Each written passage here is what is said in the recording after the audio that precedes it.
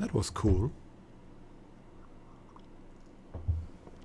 The game. I was curious about the game though. Maybe this was the game. The game itself. Is it truly over? I almost can't believe it. He pauses and concentrates. No. The cloud has lifted. I can see. His eyes are bright. The city of Sager's Cliffs. Indeed, perhaps the world owes you a great debt. Pity you won't ever be able to collect on it, he growls. It's enough that we know, my friend. Come now. Doesn't the day seem brighter already? Wouldn't know. I haven't been outside. You know what I'd like? Another drink. All the celebration I need. Siobe laughs, coming right up. Feriok pours a round of tall, dark drinks, and they float smoothly through the air to you. She inclines her head gravely to you. You have our tremendous gratitude, friend. Indeed, Dama says, I cannot stress the enormity of this enough. We will tell others of your deeds, whether or not you want this. He tips his drink. Cheers! Then the party begins. And we have defeated the adversary. Now I think they are going to follow Clarion, right? Let's talk to Dama as some kind of lasting... Yeah, let's will you join the endless battle to save innocent lives now? Sighs and looks around the bar. You were a true champion for us, he says. You had no obligation to help us, but you did. I should return the favor. Thinks for a few moments. All right, I'll go. Give me the word and I'll go. Until then, I'm going to stay here to enjoy the company of my friends. That's all for now. Farewell. Let's talk to Leto.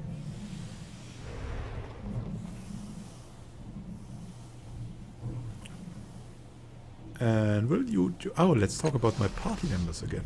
Tell me about Matkina. Leto stares intently at Matkina, and as she opens her mouth to speak, Matkina holds up a single finger. No, I don't want to hear about my future. I'm second-guessing myself or pretending that prophecy made something possible. The smallest knife is in her other hand. And if you say anything else here, I'll ask you if you saw this coming. Leto. She pushes the knife slowly away from her face. I see your determination, assassin. I will not speak of your future. Forget it. Other questions, please. As you wish. Will you join the endless battle now? You have shown your mettle in this world, yet I remain unconvinced that my presence is necessary at the endless battle. That place is clouded to me, and the threads that enter are not always closed, those that leave. She gazes at her hands. What if I offered you the gift of prescience instead and remained here? A certain moment lies squarely in your future. All your threads lead to it, not all of them depart.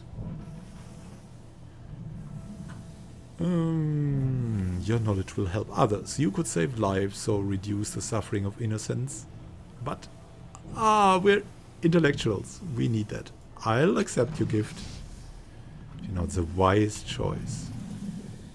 Her deep eyes center on you and they flash. You are drawn into her prophecy, and for a brief moment you see the world as she does. A wonderful, terrifying tapestry of possibility. You do not see lives, you see glowing lines interwoven and disappearing into a haze. You know that you see only a small portion of the truth, and that you must interpret it, but it fades before you and the details slip out of your memory. Leto says, wait! She leans forward and whispers in your ear a word that you cannot remember or understand. But it settles into your mind, tethered to your consciousness. Somehow, you know it will be there when you need its strength. That is all. For now, thank you and farewell. Let's talk to Feriok, who is apparently not there. Farewell. Talk to Siobe.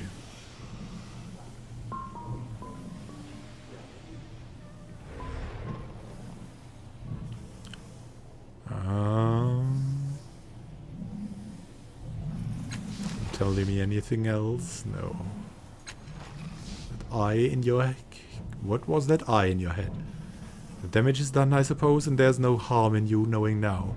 Though I'll thank you to keep my secret. I am a Mlox, a machine mind in a human body. The Mloxon are quiet and friendly for the most part.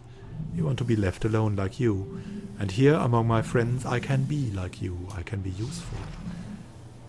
But if you don't mind, I'd rather not talk about it much further. It's considered impolite among my people.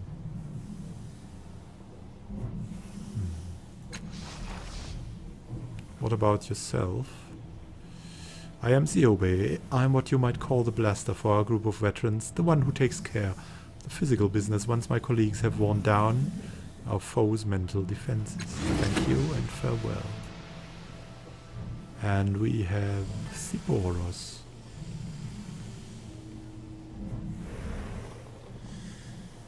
Will you come to the endless battle now? Convince me. I've done everything you asked of me. I carry the words of Kra. I helped with the adversary. You owe me. He throws up his hands. Fine, fair enough, fair enough. Hope the pay's worth something. Hope there's a chance for glory. He sips his drink. Let me know when you're ready to go. I'll be here till you are. And they will come with us. Farewell. And we still have to try the other drinks. So let's talk to Feriok. Maybe next time? No? No. I'd like a drink. Give me one of... No. The safe ones? Okay. The chancy drinks. I'd like to try the pink sludge. Raises an eyebrow and a heavy glass veers over the tap. The tap opens, filling the glass with an effervescent pink slop. And the glass is in front of you. Feriok dusts off his hands theatrically. Though they never touched your glass, he grins. Drink carefully, don't overdo... But you have already quaffed it. It is flavorless, but its effects are fast-acting. Your muscles seize, including your heart. Death snatches you so abruptly that you hardly notice the transition. Ouch.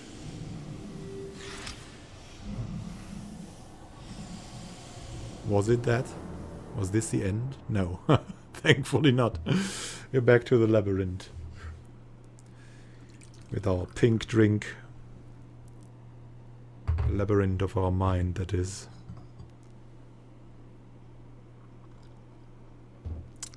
We can look if there's someone new there.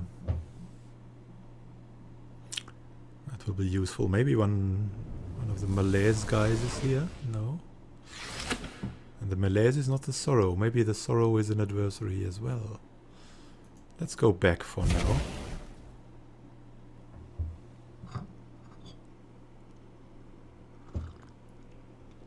So this is another possibility to go back and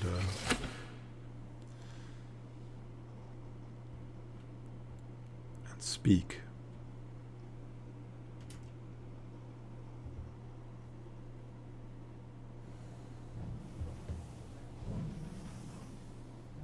All right, hi there. You must experiment with dangerous substances. I suggest finding others to do it for you, says Kazistik. Yeah, well, okay. Now, Feriok. Yeah, this is... they need feedback for that. He stutters for a moment, his entire body jerking in and out of reality for a moment. You're alive? I mean, of course you're alive. Welcome back. What can I do for you? I'd like a drink. And let's talk about the chancy drinks again. I'd like to try the grease cutter. He wrinkles his nose. Really? On your own head, I suppose. He concentrates and a bottle floats over to the tap. The fluid spills into the bottle and you hear it hiss. The bottle floats to you and you can see the liquid inside is thin and oily. It smells like talc, the infectious runoff from a pairing between flesh and machine. It smells like a trash-eating lark gorged itself on rotten fruit and lost control of its bowels. It smells like you hold your nose and down it. Say what you will about the smell, the drink packs a powerful wallop. You lose control of your motor functions, stagger briefly, colors flash across your eyes, and for a moment, everything becomes unbearably funny just before a wave of utter sadness wipes all thoughts of laughter from your mind. On its heels come rage, lust, all the emotions of the human condition condensed into a single perfect jewel-like moment. Then it shatters. You are lying on the floor in a pool of your vomit. Let's ask about something else. Whatever you want. Farewell. And thank you.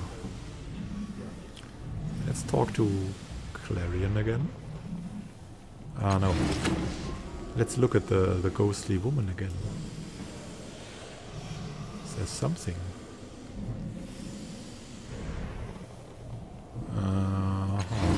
Nothing new, so now we can talk to Clarion. We should also go to the Dead Heroes Valley. I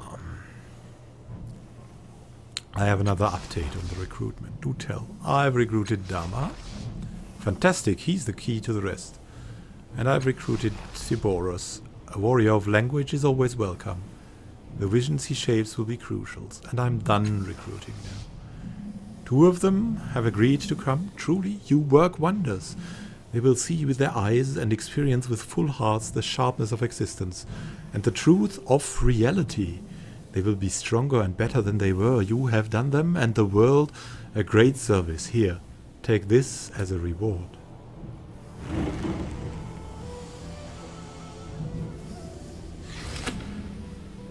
Gained a sentient spike. What is a sentient spike? Launch this drill-shaped cipher and it will home in on a target without further input.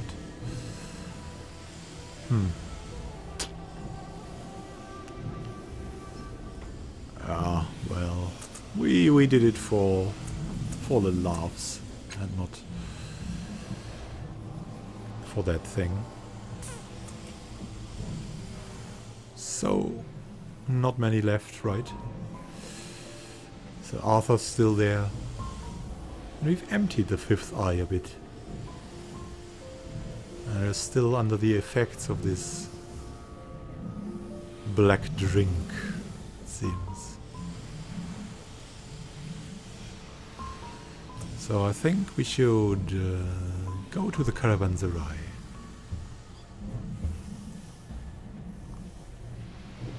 Go to the Valley of Dead Heroes. I think in the complete game, in the finished game, there should be a map for in general a world map, so I don't have to remember all the time where to go. I think I know where the caravanserai was. I think it was where Tranquility's Rest is. It was just above us, so to say. North of us would be mostly correct. So, yeah.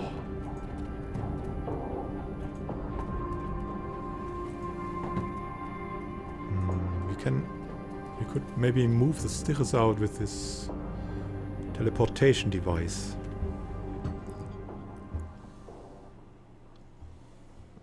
We'll see about that.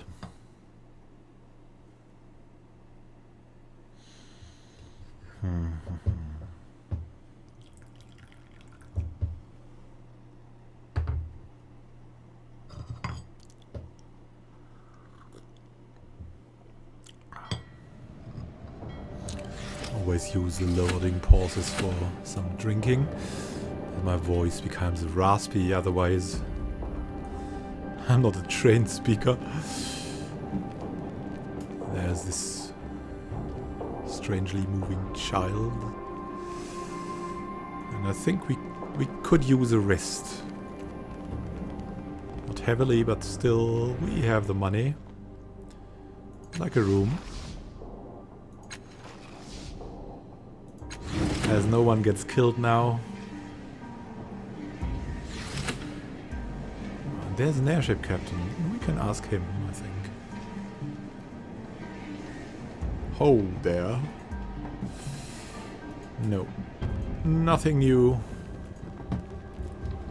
Go up the stairs then. The warping child is there again. There's a sailor. I think here on the left somewhere was an airship captain. Master Renio, was that him? He turns from his observation of the laborers and asks, "How may I assist you? I need to fly to the Valley of Dead Heroes." He bows. "You have come at the right time, friend. My vessel has been repaired and is once again airworthy. The price is 600 shins. Oh, why does it cost so much? We don't have 600 shins. My deepest apologies, friend. The endless battle weighs upon us all. In particular, it has weighed upon my skyfaring vessels. They've been brought down by stray ordnance, commandeered, shifted into other worlds. Tears well up, and he turns away to dash them from his face before you can see. I apologize, friend. Without this rate, I cannot remain in business and cannot provide for my heirs." Forget it, I had other questions. Farewell. Oh man, 600 shins. Maybe there's something in this sack here? There is some shins. Slug spitter and an encephalic rush. Let's take that too. No, let's take all, okay. And let's look at the party inventory. How do we get shins without merchants? Well, we are now a little bit closer, but it still isn't enough. Did we not swallow the drinks? We would have enough now. Encephalic rush. Heals 6 points of intellect. That is a good thing for us. But it's also good for any one of the others.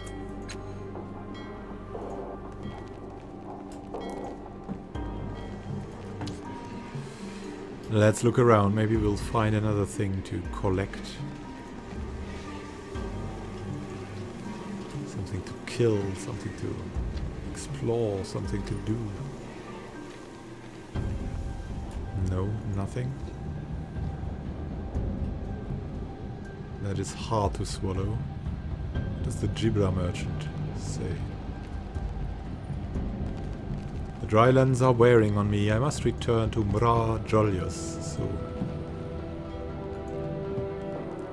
There's this thing.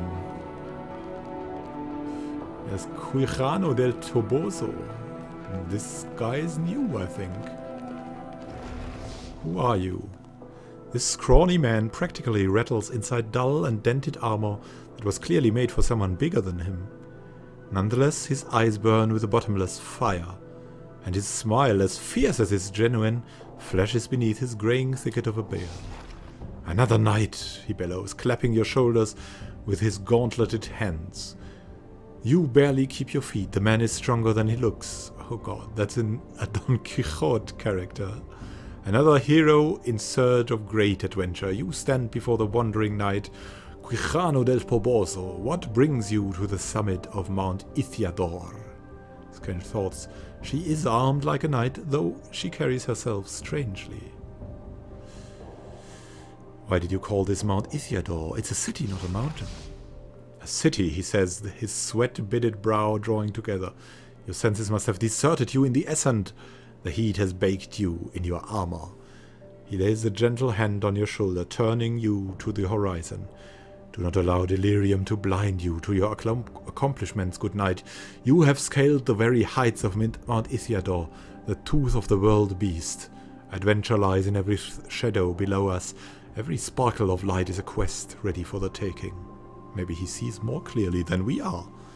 "What brings you up here, Quijano?" "Do you know," he says, "that I am not quite sure. My memory is not what it was. I recall kneeling before my family's armor in our estate some time ago." He blinks slowly. "Perhaps I was weeping." He smashes his gauntlet against his chest, leaving a sizable dent. "I can't recall, and it doesn't matter. For then I heard a thunderous roar and beheld a great beast in the skies. I donned my armor and gave chase." What kind of beast was it? "It defied description," he declares, "and so I shall describe it to defy impossibility itself. 13 legs, 6 jaws, 1,000 eyes, a glitter with malice and flame, scales the color of clouds. Your armor looks slightly used. Yes, he says, nodding proudly. It has seen some use. My ancestor forged it in the fires of Silver Cloud Mountain for her battle against the Xiriquand hordes. This was the wound that killed her. He taps a much mended spot on the chest plate. In fact, many of my ancestors died in this armor. It served them well. If they died in this armor... All right, go on. The horrible beast leered down at me, promising destruction. I promised it death, and it fled across the sky. I followed, darting between the trees. He pauses, frowning, and I don't recall much after that. I remember walking, having various adventures along the way, of course, but I cannot quite recall why I came here. Ah, he says, raising a finger, of course. I must have had the frankly brilliant notion of scaling this lonely mountain to better spot the beast from afar. He shakes his head, his wispy beard waggling. Alas, I've seen nothing so far. That was an amazing story, thank you. You are most welcome, he says, patting your hand fondly. It is so good to share my tales with a fellow knight. Everyone else raises such peculiar doubts. You said looking for a great adventure? Yes, but I feel I must speak plainly, he says, plucking at his beard. Too many people have mistaken me for a common mercenary. I am not interested in entangling myself in local quarrels. I will not hunt a beast that cannot hunt me in return, and if I am to fight, it must be against a foe of such wickedness that the stars themselves would wink out rather than shine upon a world that could harbor such malevolent creatures. Yeah, well... we have something for you. Oh god. This madman. This poor madman. The children of the Endless Gate slaughtered innocents in the underbelly. Will you hunt them down? I've heard of these scoundrels, he says. They leave pools of blood and shredded flesh in their wake. You are right, my friend. This world cannot bear the blight of these villains upon her skin any longer. Simply say the word, and I shall hunt them unto my dying breath. Yes, good hunting, Quijano del Toboso. What did we do here? What indeed? Send a madman after these guys. At least he's well armed. Oh god, we'll probably find his armor somewhere and he'll be dead. Oh god. Now I've got a guilty conscience. Oh.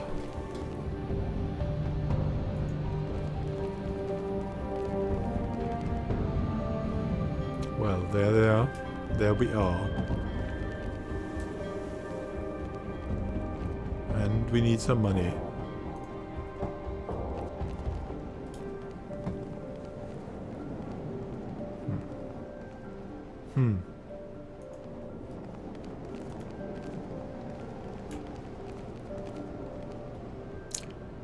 Well, until I have to think where we can find some money to go on this great journey or to repair the teleportation device.